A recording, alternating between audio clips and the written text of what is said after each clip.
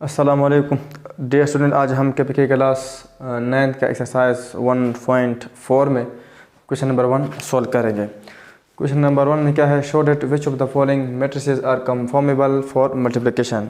मतलब ये है कि इनमें कौन से मैट्रिक्स मल्टीप्लिकेशन के लिए कंफॉर्मेबल है, मतलब इसमें कौन से दो मैट्रिक्स के मल्टीप्लिकेशन पॉसिबल है।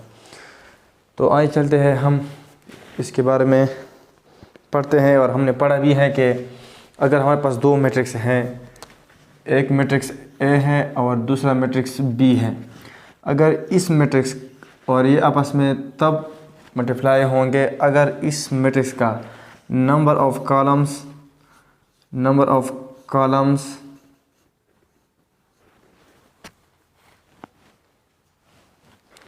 कॉलम्स इक्वल हो नंबर ऑफ इस मैट्रिक्स के नंबर ऑफ रूज के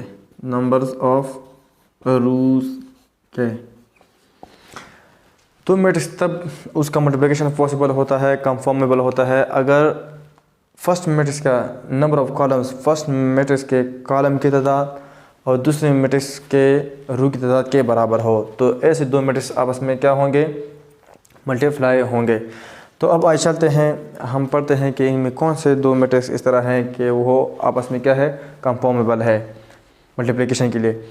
तो यहाँ ए है और यहाँ बी है। तो ए बी को हम देखते हैं कि आया हम ए और बी को मल्टीप्लाई कर सकते हैं। तो ए का नंबर ऑफ कॉलम कितने हैं, 1 है, और बी का नंबर ऑफ रू कितने हैं, 1 है। तो ए बी क्या है, ए बी हमारे पास मल्टीप्लाई हो सकता है। तो इधर हम लिखते हैं ए बी। दूसरा हम देखते हैं बी ए। तो बी मल्टीप्लाई ए देखते हैं, तो बी मल्टीप्लाई बाई ए। तो बी में रू कितने हैं, सॉरी कॉलम कितने हैं, 2 है, और बी में कॉलम 2 है।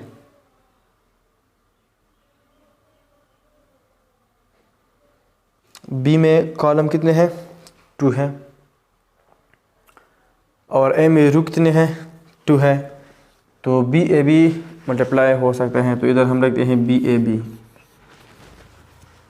बी हम लिखते हैं।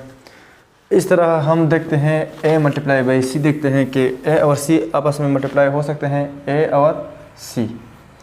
तो ए में कितने कॉलम है, 1 कॉलम है, और सी में कितने रू है, सी में 2 रू है। तो ये आपस में कंफॉर्मेबल नहीं है, यानी इसका मल्टीप्लिकेशन आपस में कंफॉर्मेबल नहीं है। इस तरह देखते हैं ए और D, A multiply by D देखते हैं। तो ए में कितने कॉलम है, 1, और डी में कितने रू है, 1। तो ये इसका मल्टीप्लिकेशन क्या है, कंफॉर्मेबल है। तो इधर हम लिख सकते हैं ए और डी। अब देखते हैं डी ए भी आपस में कंफॉर्मेबल है। तो डी और ए को देखते हैं, डी मल्टीप्लाई बाई ए। अगर डी के नंबर ऑफ कॉलम और ए के नंबर ऑफ रू के बराबर हो तो ये आपस में क्या है, कंफॉर्मेबल है। इसका मल्टीप्लिकेशन आपस में क्या है, कंफॉर्मेबल है। तो डी में कितने कॉलम है, 3, और ए में कितने रू है, 2। तो ये आपस में क्या है, इक्वल नहीं है। तो इस वजह से डी ए कंफॉर्मेबल नहीं है। अब हम आते हैं बी पर। तो बी ए को तो हमने देखा है, अब बी सी को देखते हैं। तो बी सी को हम इस तरह देखेंगे कि अगर बी के नंबर ऑफ कॉलम और सी के नंबर ऑफ रू की तादाद के बराबर हो तो फिर हम कह सकते हैं कि बी और सी आपस में क्या है, मल्टीप्लिकेशन के लिए कंफॉर्मेबल है। तो बी में कितने कॉलम है, 2, और सी में कितने रू है, 2। तो ये बी सी क्या है, आपस में कंफॉर्मेबल है। तो इधर हम लिख सकते हैं बी सी आल्सो। अब बी सी हमने देखा, अब सी बी देखते हैं। तो सी मल्टीप्लाई बाई बी। तो सी में नंबर ऑफ कॉलम कितने हैं, 2, और बी में नंबर ऑफ रू कितने हैं, 1। तो ये आपस में कंफॉर्मेबल नहीं है। अब देखते हैं बी डी। तो बी डी क्या है, बी मल्टीप्लाई बाई डी, और बी में कितने कॉलम है, 2, और डी में कितने रू है, 1। तो ये आपस में कंफॉर्मेबल नहीं है। तो इस तरह हम लिख सकते हैं डी और बी, डी में कितने कॉलम है, 3, और बी में कितनी रू है, 1। तो ये भी आपस में कंफॉर्मेबल नहीं है। इस तरह हमने बी बी किया, अब हम कहते हैं सी ए बी हमने क्या है, और क्योंकि सी में कितने सी और ए अगर हम कर ले तो सी मल्टीप्लाई बाई ए, सी में कितने कॉलम है 2 और ए में कितने रो है 2, तो ये भी आपस में क्या है कंफॉर्मेबल है, सी ए बी कंफॉर्मेबल है। इस तरह सी बी के साथ हम करते हैं तो सी बी के साथ करते हैं तो सी में कितने कॉलम है 2 और बी में कितनी रो है 1, तो ये आपस में कंफॉर्मेबल नहीं है। और बी सी भी इस तरह है कि बी में कितने कॉलम है बी सी, तो हमने क्या, अब हम करते हैं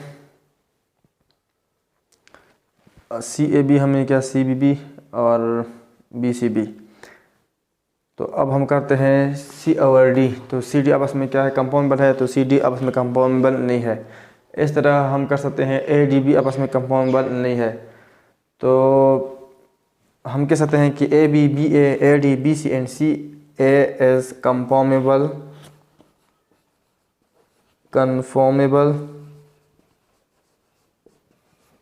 फॉर मल्टीप्लिकेशन।